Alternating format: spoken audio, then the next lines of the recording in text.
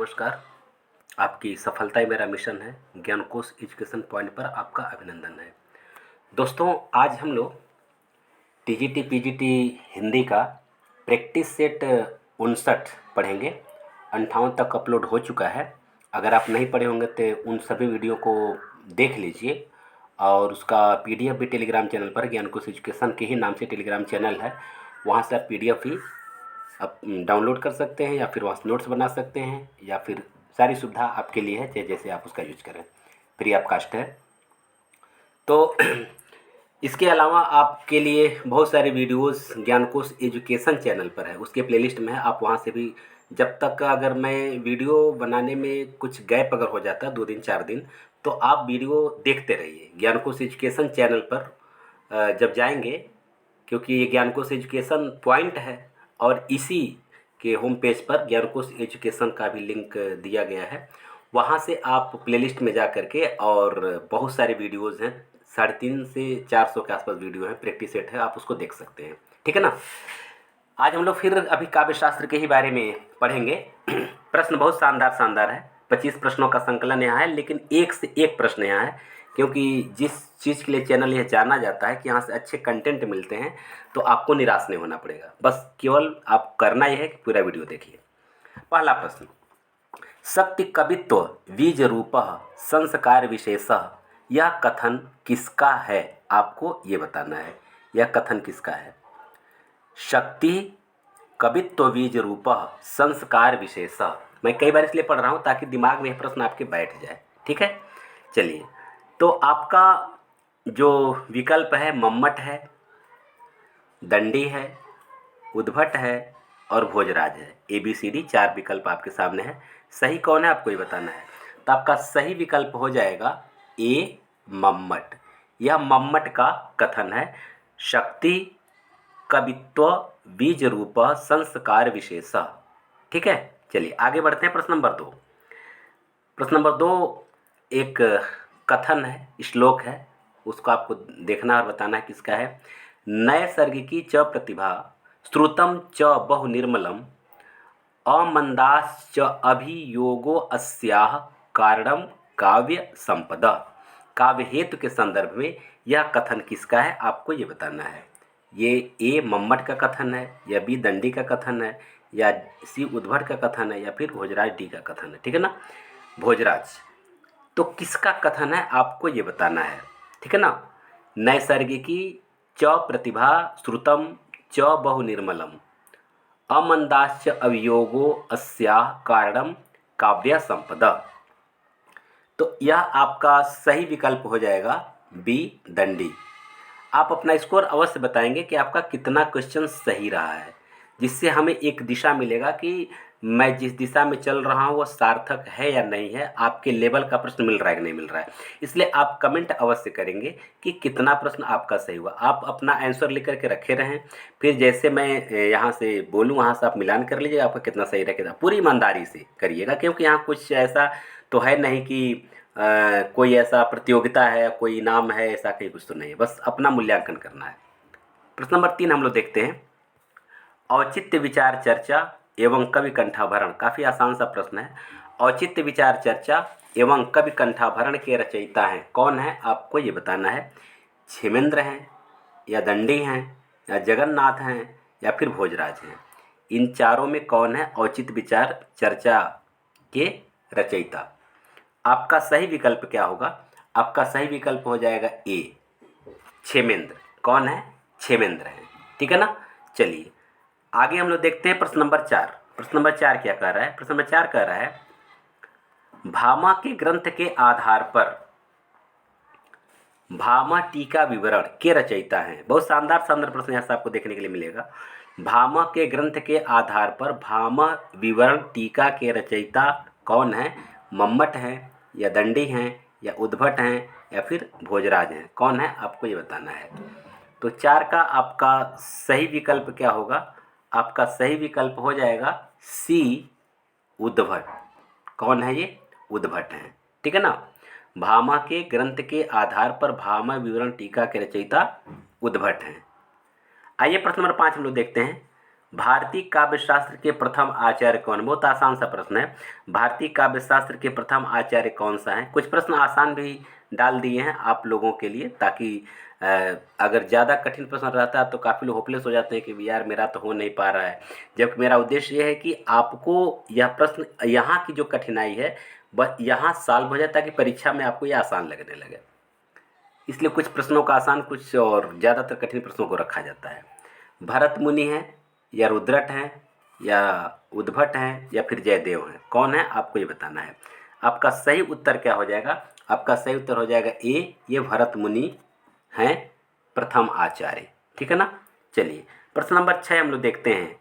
मानते हैं जो कला को कला के ही अर्थ, स्वार्थिनी करते कला को व्यर्थ ही।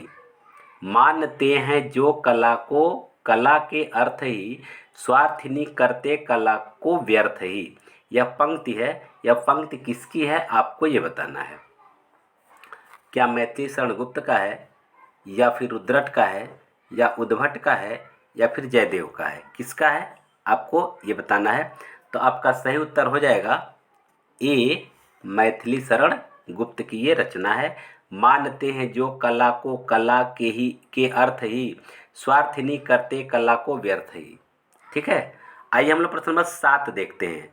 माधुर्य गुण के व्यंजक ललित रचना को कौन सी रीति कहते हैं? माधुर्य गुण के व्यंजक ललित रचना को कौन सी रीति कहते हैं आपको ये बताना है।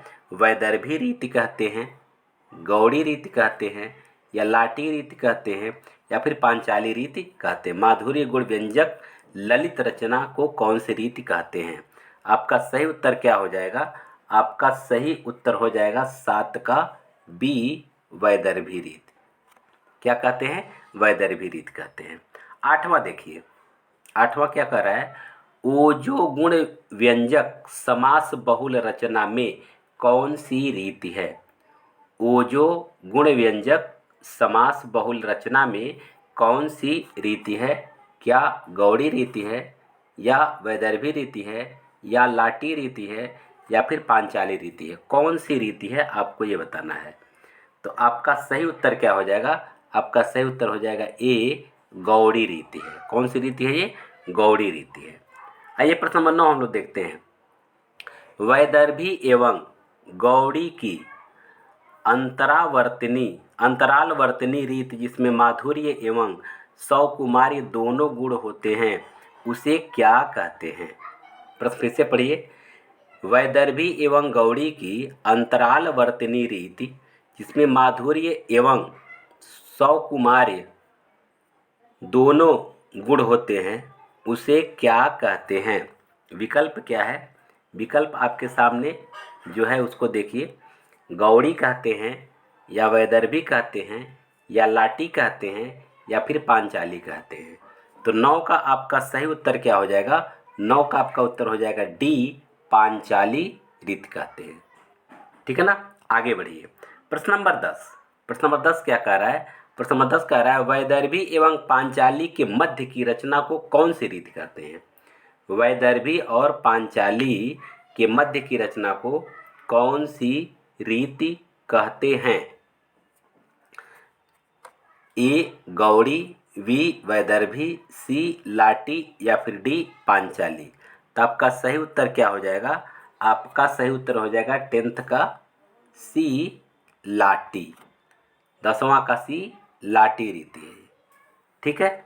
आइए हम लोग प्रश्न नंबर 11 देखते हैं। वक्रोक्ति संप्रदाय के प्रतिष्ठापक आचार्य हैं। कौन है आपको ये बताना है। वक्रोक्ति संप्रदाय के प्रतिष्ठापक आचार्य कुंतक हैं, या दंडी हैं, या उद्भट हैं, या फिर भोजराज हैं? कौन है वक्रोक्ति संप्रदाय के प्रतिष्ठापक आचार्य? प्रश्न अगर थोड़ा सा समझ लेंगे गहराई से तो इसका उत्तर आसान है। ठीक है ना। आपका सही उत्तर क्या हो जाएगा? आपका सही उत्तर हो जाएगा 11 के एक, कुंतक, क्योंकि वक्रोक्ति संप्रदाय के प्रतिष्ठापक आचार्य कुंतक ही है। आगे देखिए। वक्रोक्ति जीवितम नामक ग्रंथ की रचना कर वक्रोक्ति सिद्धांत का प्रवर्तन किस आचार्य ने किया? वक्रोक्ति जीवितम नामक ग्रंथ की रचना कर वक्रोक्ति सिद्धांत के प्रवर्तन किस आचार्य ने किया? तो आपका सही उत्तर हो जाएगा 12 का डी, कुंतक। क्या हो जाएगा? कुंतक हो जाएगा, क्योंकि 4 विकल्प है, वामन, दंडी, उद्भट और कुंतक। आगे देखिए, प्रश्न नंबर 13, वक्रोक्ति को काव्य की आत्मा किस आचार्य ने घोषित किया है? वक्रोक्ति को काव्य की आत्मा किस आचार्य ने घोषित किया है? क्या वामन ने किया है, या दंडी ने किया है, या उद्भट ने किया है, या फिर कुंतक ने किया है? तो आपका सही उत्तर क्या हो जाएगा? आपका 13 का सही उत्तर हो जाएगा डी, ये कुंतक ने ही किया था। क्या? कुंतक ने ही किया था, डी। ठीक है, आगे बढ़ते हैं। प्रश्न नंबर 14, उभावेता वैलंकार्यो तयो पुनर्लंकृति वक्रोक्तिरेव वैदग्धभंगड़ी भड़िति रुच्यते। किस आचार्य का यह कथन है? तो आपका उत्तर क्या हो जाएगा? आपका 4 विकल्प है, कुंतक, दंडी, उद्भट या भोजराज।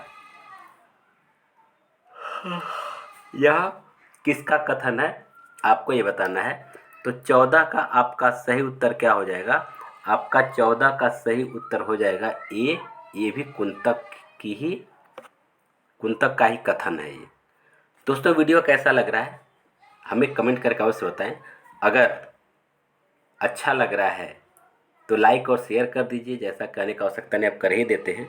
और अगर मेरे चैनल पर नए हो तो एक सजेशन है कि आप इसको सब्सक्राइब कर लीजिए, क्योंकि यहाँ से निरंतर प्रैक्टिस सेट टीजीटी पीजीटी का दिया जा रहा है और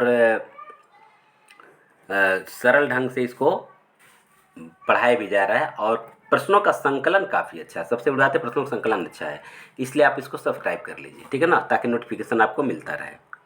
आइए प्रश्न नंबर 15 हम लोग देख लेते हैं। वक्रोक्ति का सर्वप्रथम शास्त्रीय विवेचना करने वाले आचार्य हैं? कौन आचार्य हैं आपको ये बताना है। तो 15 का ए आपका भामा है, बी दंडी, सी भानुदत्त मिश्र और डी क्षेमेंद्र। तो आपका सही उत्तर क्या हो जाएगा? आपका सही उत्तर हो जाएगा 15 का ए, वामन। कौन है ये? 15 का कौन है? वामन, ठीक है ना, वामन। वक्रोक्ति संप्रदाय के प्रथम शास्त्रीय विवेचन करने वाले आचार्य। आइए प्रश्न नंबर 16 हम लोग देखते हैं। 16 क्या कह रहा है? 16वां प्रश्न है कि भामा के अनुसार वक्रोक्ति का मूल तत्व है, क्या है? भामा के अनुसार वक्रोक्ति का मूल तत्व क्या है आपको ये बताना है। ए, रस एवं अर्थ की वक्रता, बी, शब्द एवं अर्थ की वक्रता, सी, शब्द एवं अलंकार की वक्रता, डी, छंद व अर्थ की वक्रता या चमत्कार। आपका सही उत्तर क्या हो जाएगा? आपका सही उत्तर हो जाएगा 16 का बी, शब्द और अर्थ की वक्रता का चमत्कार। यही जो है भामा के अनुसार उनके वक्रोक्ति का मूल तत्व है। आगे देखिए, भामा ने 17वां प्रश्न, भामा ने अलंकार को काव्य का सर्वस्व मानते हुए वक्रोक्ति को क्या स्वीकार किया है? 17वां प्रश्न, भामा ने अलंकार को काव्य का सर्वज्ञ मानते हुए वक्रोक्ति को क्या स्वीकार किया है? प्राण या शरीर या आत्मा या फिर नेत्र, ठीक है ना। ये प्रश्न नंबर 17 आपको बताना है। तो आपका सही उत्तर क्या हो जाएगा? आपका सही उत्तर हो जाएगा ए, प्राण, ठीक है। आइए प्रश्न नंबर 18 में देखते हैं। वक्रोक्ति को अलंकार का मूल मानते हुए किस आचार्य ने समस्त वाङ्मय को 2 भागों स्वभावोक्ति एवं वक्रोक्ति किया गया है? वक्रोक्ति को अलंकार का मूल मानते हुए आचार्य ने समस्त वाङ्मय को 2 भागों स्वभावोक्ति एवं वक्रोक्ति का विवेचन किया है। तो इसमें जो है आपके जो विकल्प हैं वो कौन कौन है? कुंतक हैं, दंडी हैं, उद्भट हैं और फिर भोजराज हैं। तो आपका सही उत्तर क्या हो जाएगा? 18 का आपका हो जाएगा बी, दंडी। आइए 19वां प्रश्न हम देखते हैं। 19वां, वक्रोक्ति शब्देन उपमादयः संकीर्ण पर्यन्ता अलंकारा उच्यन्ते। किस आचार्य का कथन है? आपको ये बताना है। क्या वामन का है, या दंडी का है, या उद्भट का है, या फिर कुंतक का है? तो आपका सही उत्तर क्या हो जाएगा? 19 का बी। 19 का क्या हो जाएगा? बी हो जाएगा, दंडी का है। ठीक है ना। आइए प्रश्न नंबर 20 हम लोग देखते हैं। वक्रोक्ति और अतिशयोक्ति को पर्याय मानने वाले आचार्य हैं। वक्रोक्ति और अतिशयोक्ति को पर्याय मानने वाले आचार्य हैं और दो लोग इसको मानते हैं। कौन दो हैं? आपको इसका उत्तर देना है। वामन और दंडी हैं, या कुंतक और रुद्रट हैं, या भामह और दंडी हैं, या क्षेमेंद्र और उद्भट हैं। कौन कौन है आपको ये बताना है। तो आपका सही उत्तर क्या हो जाएगा? 20 का आपका सही उत्तर हो जाएगा सी, भामह और दंडी। भामह और दंडी ये दोनों वक्रोक्ति और अतिशयोक्ति को पर्याय मानने वाले आचार्य हैं। आइए प्रश्न नंबर 21, सादृश्या लक्षणा वक्रोक्ति कथन किसका है? सादृश्या लक्षणा वक्रोक्ति 21 का ए है वामन, बी दंडी, सी उद्भट और डी कुंतक। ठीक है ना। तो आपका सही उत्तर क्या होगा? आपका सही उत्तर हो जाएगा 21 का ए होगा। क्या होगा? ए यानी कि वामन। ठीक है। आइए प्रश्न नंबर 22 हम लोग देखते हैं। प्रश्न नंबर 22 क्या कह रहा है? प्रश्न नंबर 22 कह रहा है कि एक मिनट, हाँ, प्रश्न नंबर 22 कह रहा है रुद्रट ने वक्रोक्ति को किस रूप में वर्णित किया है? रुद्रट ने वक्रोक्ति को किस रूप में वर्णित किया है? क्या शब्दालंकार के रूप में किया है, या अर्थालंकार के रूप में किया है, या उभयालंकार के रूप में किया है, या उपमालंकार के रूप में किया? किसके रूप में किया है? रुद्रट ने वक्रोक्ति को वर्णित किस रूप में किया है? आपका सही उत्तर हो जाएगा 22 का ए, शब्दालंकार के रूप में किया है। ठीक है। आइए हम लोग प्रश्न नंबर 23 की तरफ चलते हैं। प्रश्न नंबर 23 क्या कह रहा है? प्रश्न नंबर 23 कह रहा है कि रुद्रट ने वक्रोक्ति के कितने भेद किए हैं? रुद्रट ने वक्रोक्ति के कितने भेद किए हैं? 2 या 3 या 4 या 5? कितने भेद किए हैं आपको ये बताना है। तो आपके 23 का ए हो जाएगा। 23 का ए, यहाँ 2 भेद है। ठीक है। आइए 24 देख लिया जाए। 24, भोजराज यानी भोज ने वाङ्मय को कितने भागों में विभक्त किया है? भोज ने वाङ्मय को कितने भागों में विभक्त किया है? 2, 3, 4 या 5? ये सब अलग अलग हैं। 4 विकल्प, 2, 3, 4 या फिर 5। तो आपका सही उत्तर हो जाएगा 24 का बी, 3। कितने भाग में विभक्त किया गया है? 3 भाग में किया गया है। और आज का अंतिम प्रश्न शानदार प्रश्न भी है। आचार्य कुंतक के अनुसार वक्रोक्ति के कितने भेद होते हैं? आचार्य कुंतक के अनुसार वक्रोक्ति के कितने भेद होते हैं? तो 25 का आपका सही उत्तर क्या हो जाएगा? 7, 6, 4 या 3? तो आपका सही उत्तर हो जाएगा बी, 6। क्या है? 6 भेद उन्होंने माना वक्रोक्ति के। तो इस तरह से दोस्तों आप 25 प्रश्न पढ़े। निसंदेह प्रश्न आपको अच्छे लेवल के लगे होंगे।